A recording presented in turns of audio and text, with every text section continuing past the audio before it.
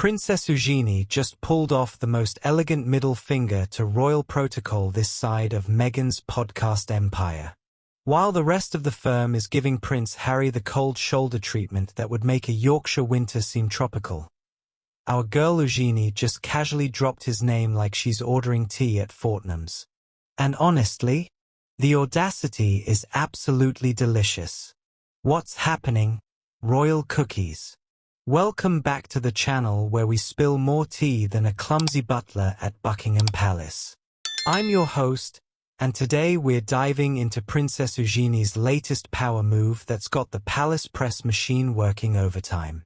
Because when a royal breaks ranks these days, it's not just news.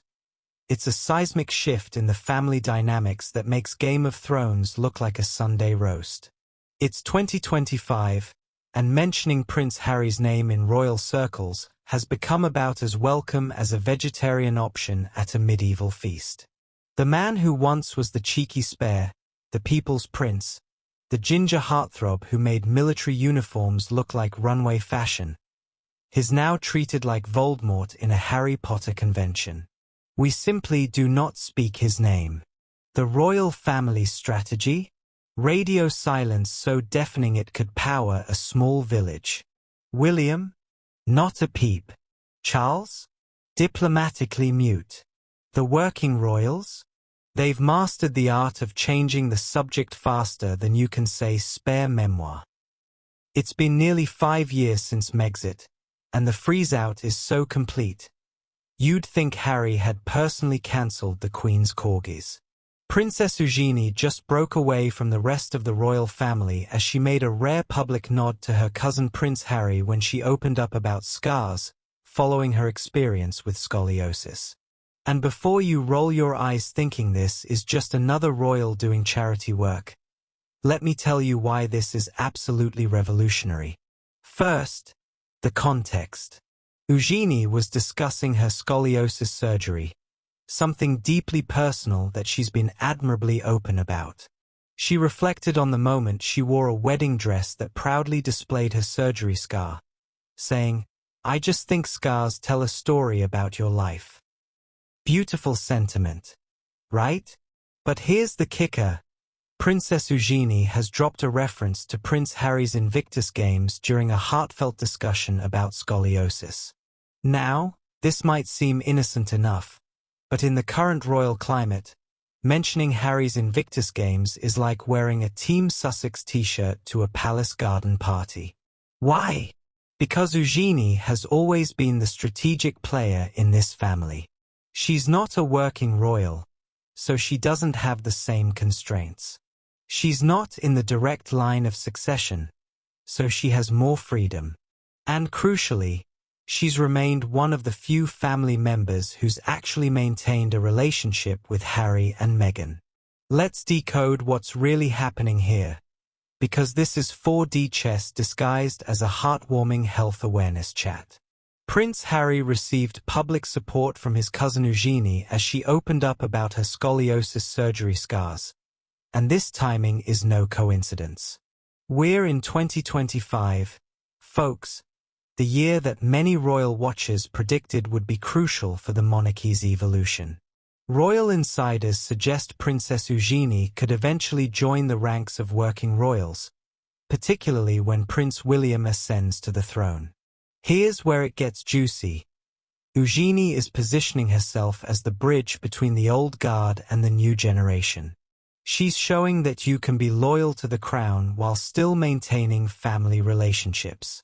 It's like being the Switzerland of the royal family, neutral, but strategically so. Think about it.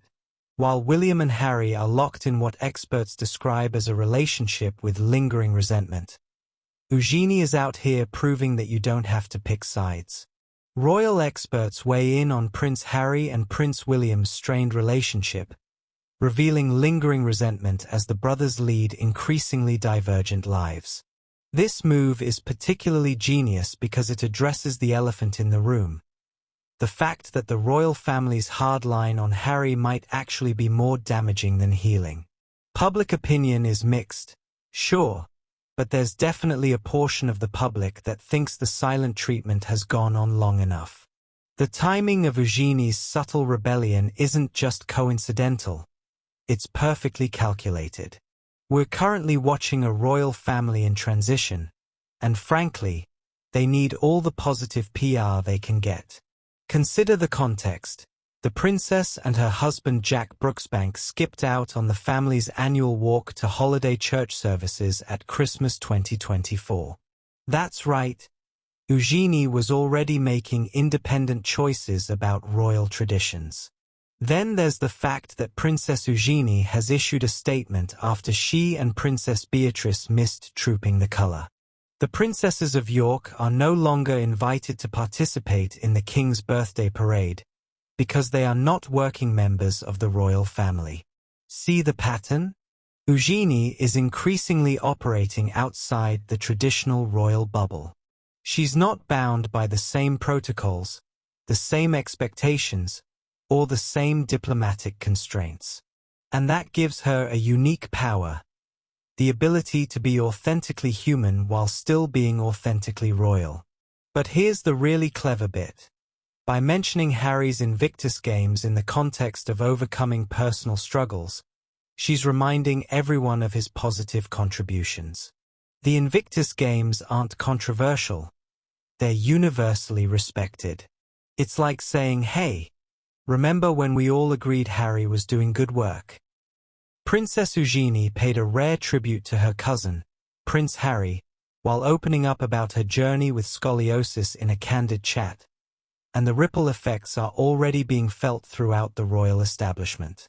Now, I don't have palace insiders sliding into my DMs, yet, but you can bet your bottom dollar that there have been some very tense conversations behind closed doors.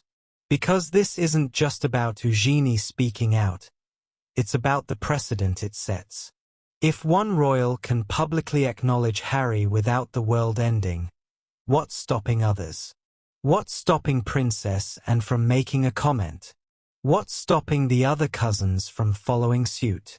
The palace's carefully maintained narrative of unified silence just got its first major crack. Drop your thoughts in the comments below. I want to know if you're Team Sophie or if you think I'm seeing green where there's just good fashion sense. If you're obsessed with royal strategy and environmental impact like I am, make sure you're subscribed to Royal Cookies because we're serving up the most sustainable royal content on YouTube. And remember, in a world full of fast fashion and royal scandals, sometimes the most revolutionary thing you can do is wear your values on your sleeve, preferably in a gorgeous shade of green. Sophie's proving that environmental activism isn't just about what you do, it's about who you become. Until next time, keep munching on those eco-friendly royal cookies.